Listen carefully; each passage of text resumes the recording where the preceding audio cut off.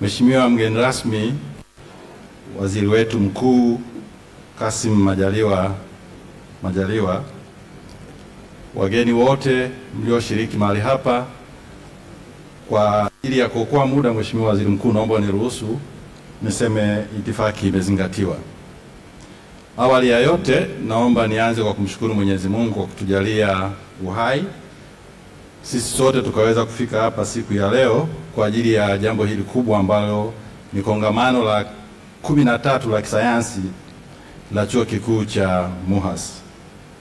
Mheshimiwa Waziri wetu mkuu na mgeni wetu rasmi, ni kushukuru sana wewe kwa niaba ya waziri wetu mkuu, waziri wetu wa elimu, sayansi na teknolojia, Profesa Adolf Mkenda, ambaye angependa sana kuwa pamoja nawe siku ya leo, lakini kwa sababu ya majukumu mengine yanayoendelea katika kanda ya Ziwa, Mheshimiwa Waziri Mkuu, kama unavyofahamu, amelazimika kuwepo kule pamoja na Mheshimiwa Rais.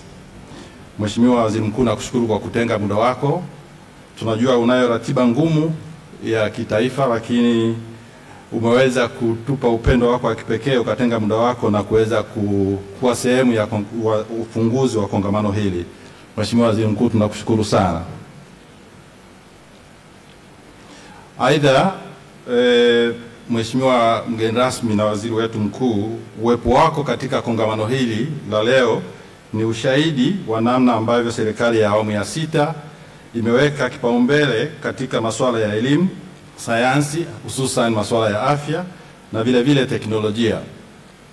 Mheshimiwa mgeni rasmi, tunajivunia mageuzi makubwa yanayoendelea kushuhudiwa katika sekta hizi hapa nchini chini ya uongozi madhubuti wa Amiri Jeshi Mkuu Mheshimiwa Daktari Samia Suluhu Hassan. Tunajua wote kwamba uongozi wake changiwa pamoja na uongozi wa viongozi wakuu kama wewe, Mheshimiwa Waziri Mkuu, umeleta msukumo mpya katika maendeleo, hususan katika kuimarisha taasisi za elimu ya juu hapa nchini.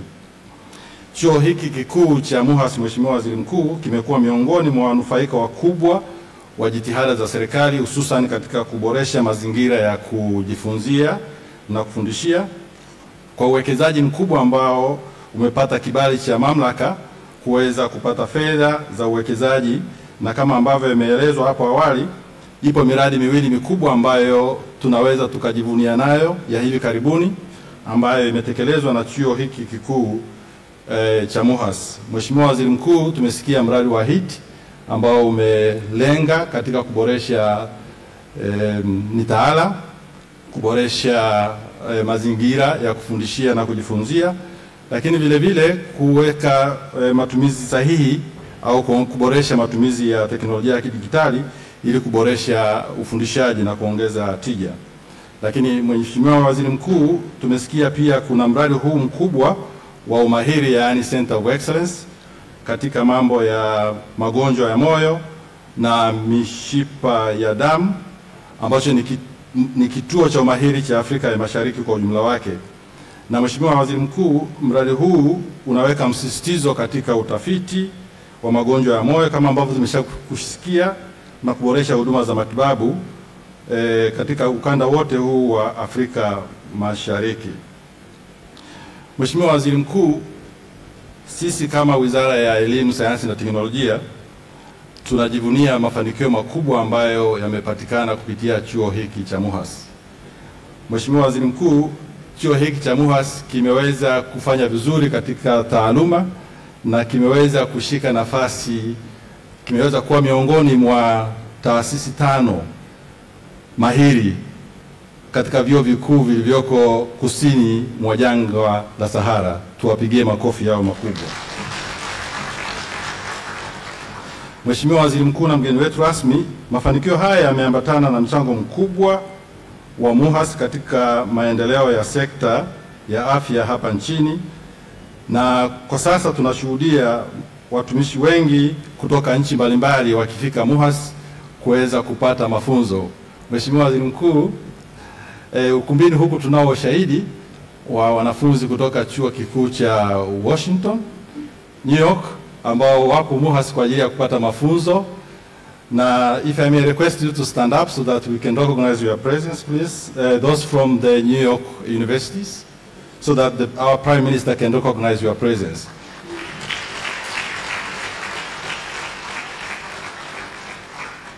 Mheshimiwa Waziri Mkuu, huu ni ushahidi tu kwamba MUHAS ni kituo mahiri cha mafunzo kwenye eneo hili la afya, ambapo tunaweza kupata wageni kutoka sehemu mbalimbali kwa ajili ya kuja kupata mafunzo.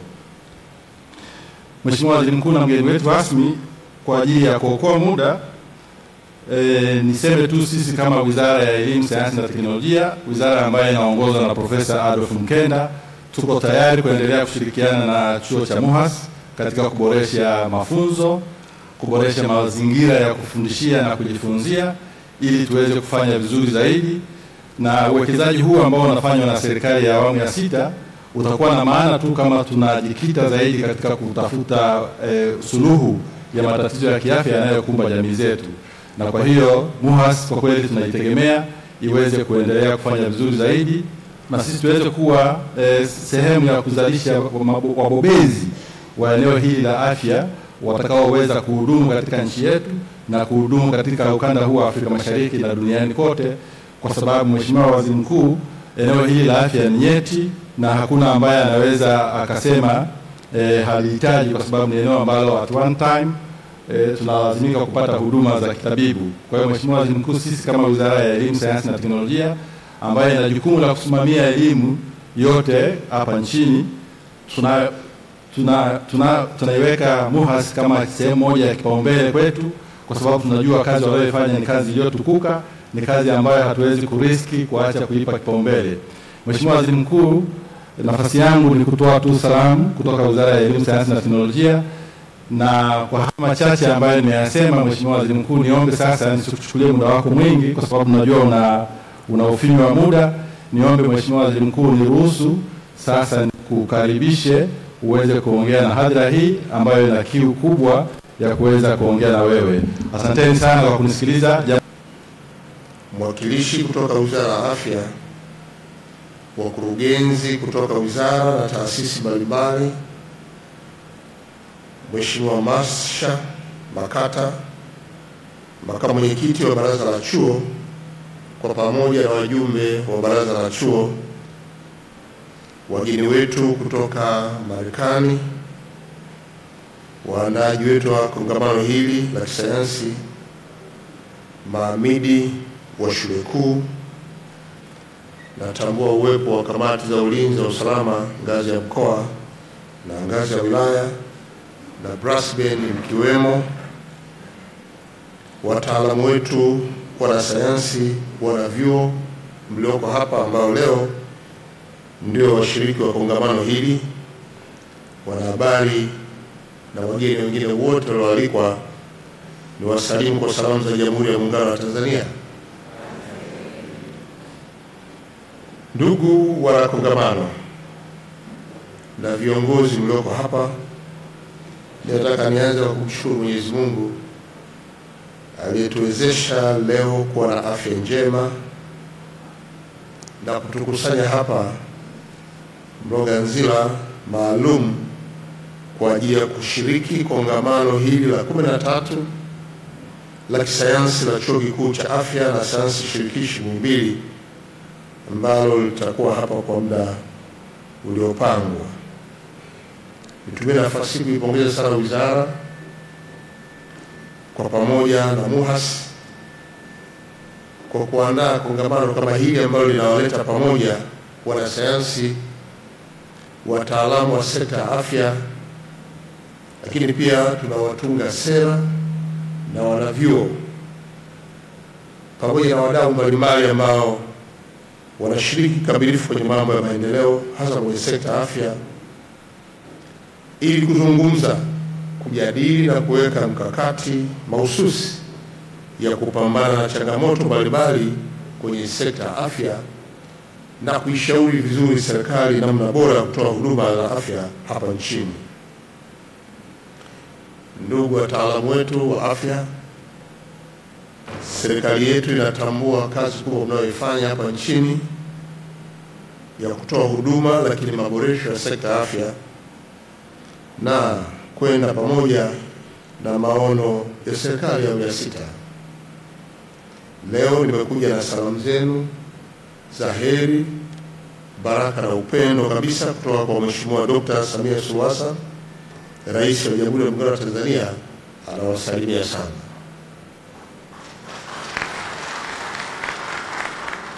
Pamoja na salamu za Mheshimiwa Rais, pia Mheshimiwa Dr. Philip Isdor Mpango amenituma kuleta salamu kwenu.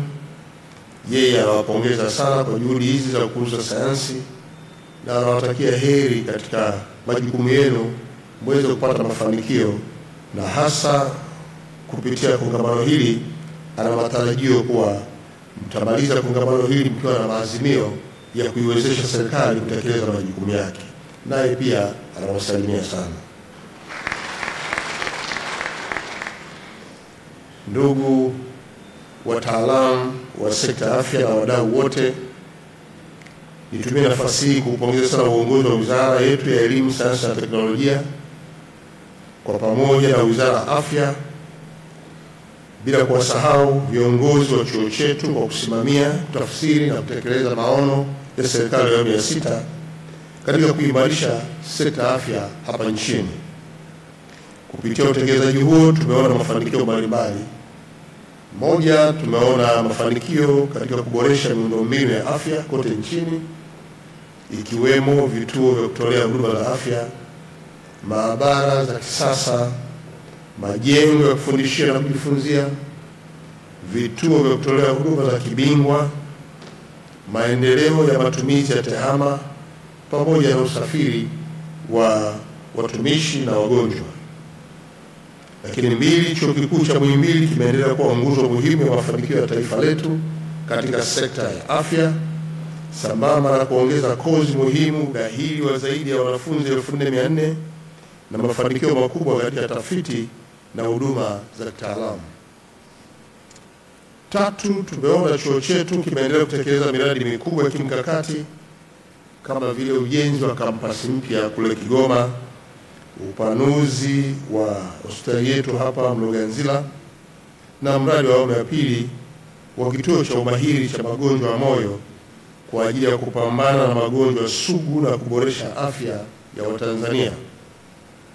4, tumeona jitihada za kuongeza uwezo wa kutoa huduma za kibingwa kama upasuaji wa moyo, figo na uroto. Lakini 5, tunapunguza vifo kwa kiasi kikubwa sana vya mama na mtoto kwa kiwango cha hali ya juu. Na 6, tumewekeza sana katika mafunzo ya wataalamu wetu na vifaa tiba vya kisasa ambavyo vinaendelea kutumika katika kutolea huduma. 7, tumeendelea kuona mataifa jirani nayo yakija Tanzania kuja kupata huduma, na hii ni alama ya mafanikio ya kazi nzuri ambayo wataalamu wetu mnaifanya. Jipongezeni wataalamu. Ndugu wataalamu wa sekta afya na wadau wa sekta afya, kama ambavyo nimeeleza awali, serikali ya awamu ya 6 chini ya uongozi wa Mheshimiwa Dr. Samia Suluhu Hassan imeendelea kuimarisha mazingira ya matumizi ya teknolojia katika sekta hii ya afya. Leo hii hospitali yetu pamoja na hospitali zote na maeneo yote ya kutolea huduma hapa nchini tumeendelea kuona mabadiliko na maendeleo makubwa ya matumizi ya mifumo ya kidijitali yanayobaini magonjwa, kutoa tiba sahihi, lakini kufuatilia maendeleo ya wagonjwa wetu. Aidha, matumizi ya akili mnemba na majukwaa ya mafunzo kwa njia ya mtandao ni miongoni mwa mabadiliko ambayo tunayaona yanatekelezwa kwa vitendo. Ni matarajio yangu kwa kongamano hili mtalitumia vizuri kwa kuanza kujadili mafanikio tuliyoyafikia, changamoto tunazokabiliana nazo, lakini pia kutoa mapendekezo yatakayoimarisha mifumo, sera na ushirikiano baina ya sekta ya umma na binafsi ili kuhakikisha Watanzania wananufaika kikamilifu na mapinduzi haya ya kiteknolojia. Ndugu wataalamu wa sekta ya afya, kupitia majadiliano yenu mnayo nafasi ya kuishauri vizuri serikali, hata kama kunahitaji mabadiliko ya kisheria na kanuni mbalimbali kwa lengo la kuifanya sekta hii ifanye kazi yake kwa urahisi zaidi. Sekta ya afya nchini na duniani kwa ujumla inakabiliwa na changamoto zenye kuhitaji mbinu mpya za kukabiliana nazo. Tunashuhudia ongezeko la kasi la magonjwa yasiyoambukiza yanayotokana na mitindo mibaya ya maisha kama vile kisukari, magonjwa ya moyo, saratani na matatizo sugu ya upumuaji. Magonjwa haya yanasababisha vifo vingi, ulemavu na kuongezeka kwa gharama za matibabu kwa wanafamilia na taifa zima kwa ujumla. Kwa upande mwingine, bado dunia inaendelea kukumbwa na mlipuko wa magonjwa ya kuambukiza kama vile uviko 19, Ebola, Marburg na Mpox, hali inayodhoofisha mifumo ya afya duniani na kutishia usalama wa watu wetu nchini.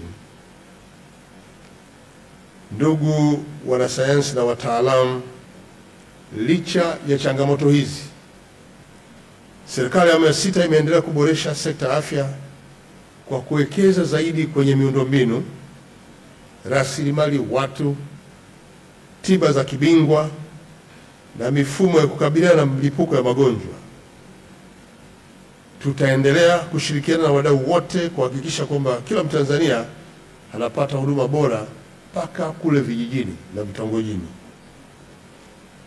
Tunataka tuhakikishe usalama wa watu wetu bila kujali mahali walipo kwa kupata huduma bora za kiafya.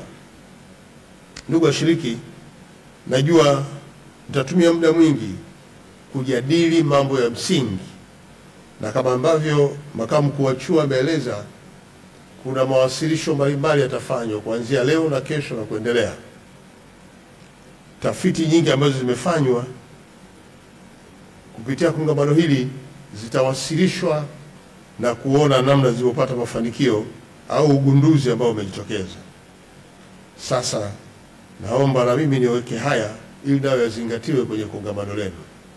Moja, watafiti wote, wapangaji wa sera, wekezeni katika utafiti zenye tija kwa wananchi. Tafiti zisiishie kwenye makabrasha na kuziweka kwenye makabati. Tunahitaji tuone matokeo ya tafiti hizo yakifanya kazi katika utoaji wa huduma hapa nchini. Tunataka tuone matokeo yake yanatumika kutengeneza sera na mipango ya utekelezaji ili kuleta mabadiliko halisi katika utoaji huduma kwenye sekta ya afya.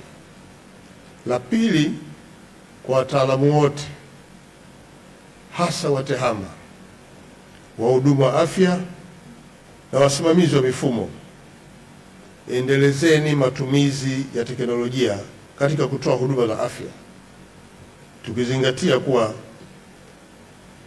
matumizi ya teknolojia yanapelekea kuelewa zaidi na hasa wale wanaojifunza kujua aina ya magonjwa, namna ya kuhudumia kwa kutumia kwanza tehama, halafu na kwenda moja kwa moja kwa watu wetu. Nilipokuwa hapo nje, nimepita kwenye banda moja ambalo limethibitisha matumizi ya tehama kuwa ni njia bora ya ufundishaji. Pale ambako kuna mtu amelala, lakini pia wanaonyesha mgonjwa huyu kuwa na magonjwa mbalimbali ambayo wasomi wanaweza kupata kujua dalili mbalimbali, aina ya ugonjwa huu unakuwaje na anayeugua anakuwa katika hali ipi. Tumeona mtu pale anakohoa, lakini sio mwenyewe, ni teknolojia. Anapumua tena kwa shida kama ambavyo mtu mwingine wote anapopata shida kwa kupumua.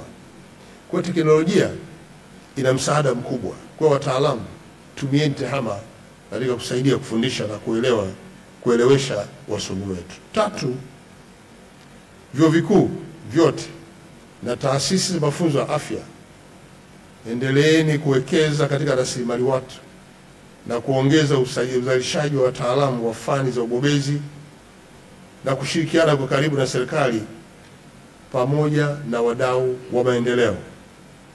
Nimefurahi hapa kuona kwamba leo mko na wadau wa maendeleo ambao mtakaa nao, mtajadili nao pamoja, na wao wanayo nafasi ya kuishauri serikali yetu.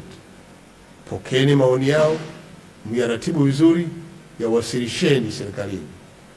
Na kwa bahati nzuri tuna naibu katibu mkuu wa wizara yenye dhamana, lakini sekta ya afya pia kwa ngazi ya halmashauri inaratibiwa na TAMISEMI.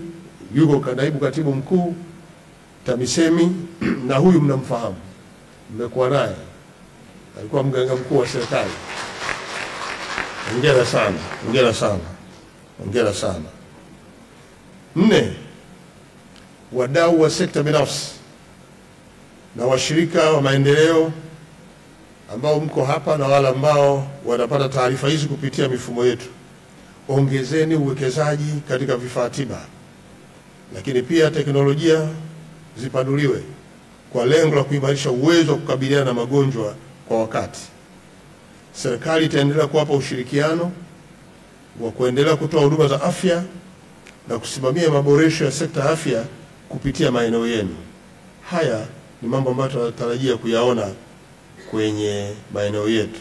Na 5, kwa wananchi waendelee kuhamasishwa kubadilisha mitindo ya maisha kwa kula vyakula bora, kufanya mazoezi na kufuata ushauri wa wataalamu wa afya unaotolewa mara kwa mara. Eneo hili tumeanza kuliona nchini, Watanzania wakaanza kulielewa kwamba mtindo wetu wa maisha wa kula ambao pia wengi wanaufurahia na wameupa jina kujichana ni tatizo. Chips, kuku, Coca-Cola, alafu unashushia na bia, ni matatizo. Sisemi tumfuate ushauri wa Profesa Janabi, lakini na wenyewe ukiuangalia unaona kama unatufikisha mahali, sijui wataalamu wa afya mpo, mtajadili hapa, lakini muhimu tukabadilisha mifumo ya maisha. Lakini pia hamasa iliyotolewa na Rais wetu wa Jamhuri ya Muungano wa Tanzania kwa kuwataka Watanzania kufanya mazoezi ya kila siku ya viungo ni muhimu sana. Pamoja na kwamba kitaifa tumeitenga siku ya Jumamosi kuanzia saa 12 mpaka saa 3 ni kwa ajili ya mazoezi, lakini bado hatuzuii mtu yoyote kwa wakati wowote kwenda kufanya mazoezi. Tumeona makundi mengi ya jogging yameanzishwa maeneo mbalimbali, wanakimbia asubuhi na jioni. Tumeanza kushuhudia wadau wa sekta afya wakianzisha gym za kutosha ambazo zinampa kila mmoja na shughuli zake akajipa nafasi ya kwenda kushiriki kwenye mazoezi. Na mimi nataka niungane na Mheshimiwa Rais kuwahamasisha nyie wataalamu wa afya mwe mstari wa mbele kufanya mazoezi ya viungo, kushiriki katika mazoezi mbalimbali kwenye michezo, ili pia tunapowaambia wananchi wetu wao wanatuelewa kwa urahisi.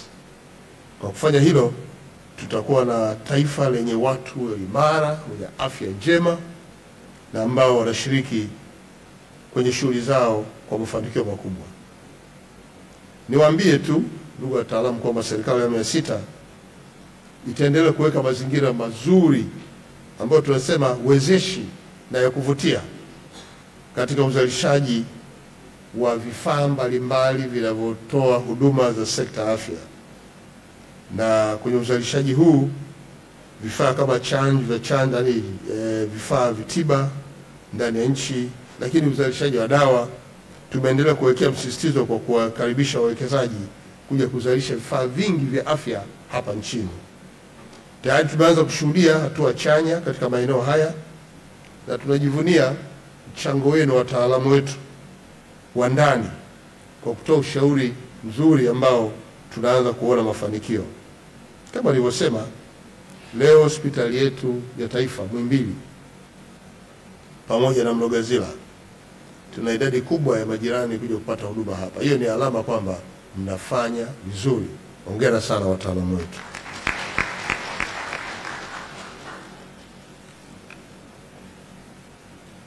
Nikiwa naelekea kuhitimisha hotuba yangu, nataka nitumie nafasi hii kuwapongeza tena wizara, kuwapongeza pia viongozi wa taasisi yetu ya Muhimbili na vitengo vyake vyote. Mmekuwa chachu ya mabadiliko katika sekta afya. Nitumie nafasi hii kuwapongeza na kuwashukuru wafadhili na wadau wote, hususan ubalozi wa Uswisi kupitia SDC kwa ufadhili endelevu na hasa kwenye kongamano hili. Pia tutaendelea kushirikiana kuhakikisha mchango unaotolewa na wadau wetu unatumika kama ambavyo umekusudiwa, ili kuweza kuwafanya waweze kushiriki zaidi katika kutoa matokeo chanya kwenye utoaji wa huduma za sekta afya. Serikali inawahakikishia wadau wote kwamba itaendelea kushirikiana na nyie, na ushirikiano huu ni endelevu katika tafiti ya elimu na mipango kuboresha afya ya jamii. Ndugu washiriki wa kongamano hili, natambua kwamba watu wa mada wako tayari, na tusingependa tutumie muda mrefu tena kuzungumza yale mengi, lakini kwa kuwa nimepata bahati ya kukutana na kundi kubwa la wataalamu wetu pamoja na majukumu mlionayo, niwakumbusha kwamba mwaka huu ni mwaka wa uchaguzi. Tunakwenda kuchagua rais wa Jamhuri ya Muungano wa Tanzania, wabunge pamoja na madiwani. Hii ni nafasi yako kidemokrasia kabisa kuitumia vizuri, kwenda kufanya maamuzi ya kuchagua viongozi watakaowaongoza na kuwaletea maendeleo kwenye maeneo yenu. Lakini pia haki yako ya msingi ya kutafuta kupiga kura inakwenda sambamba na wewe mwenyewe ukiamua kugombea, nenda kagombea. Ndugu wa Tanzania na nyie wasomi, najua kila mwaka wa uchaguzi unajumuisha makundi mbalimbali yanayotamani kuwa viongozi kwenye nyanja mbalimbali, na hawa wagombea utafuta mbinu mbalimbali za kushawishi wapiga kura wawapigie kura. Ni muhimu sana kuangalia hizi style za kuombea kushawishi wapiga kura. Ni muhimu sana kuzitafakari hizi kauli zinazotumika kama njia ya kuhamasisha kuwapigia kura. Nataka niwasihi tuepuke kauli zinazoshawishi kupata kura zinazopelekea kupoteza amani ya nchi. Ni muhimu sana taifa hili kaendelea kuwa salama, ili tunapofanya shughuli kama hizi tuwe tuna uhakika. Tunaposema utakaa hapa masaa 9, basi tukae masaa 9 bila ya wasiwasi na uoga unaopelekea kupata tishio, kuwa eneo ambalo ni hatarishi. Hii ni kutokana na misingi ya ulinzi tulionao, usalama, amani katika nchi. Viongozi waliotangulia kuongoza taifa hili waliweka misingi imara kabisa ya kulifanya taifa hili kuwa la amani na utulivu, huku tukiendelea na majukumu yetu. Wako ambao wanakuja wanasema hapa hakuna amani, bali tu tunavumiliana. Ni lugha ambazo pia na zenyewe lazima zichujwe na ziangaliwe mara mbili. Huyu anayesema ni nani? Anatamani nini? Ni halisia? Hapa nazungumza na wasomi, tutakuwa mnanielewa zaidi, na tumieni fursa hiyo kutafakari, tukielekea kwenda kwenye kushuhudia sasa makundi mengine zaidi kujitokeza ya kuomba ridhaa kwenu ili muwapigie kura. Sina mashaka kwamba kila mmoja anaouelewa mpana, anaijua historia, na wengi mnatamani kuwa endelevu kwenye maeneo yenu na shughuli zenu za kila siku. Uendelevu huo utatokana na nchi hii kuwa ya amani na utulivu. Tutajifunza kutoka nchi ambazo zimesambaratika, nchi ambazo leo hii ziko kwenye mapigano makubwa. Ni nani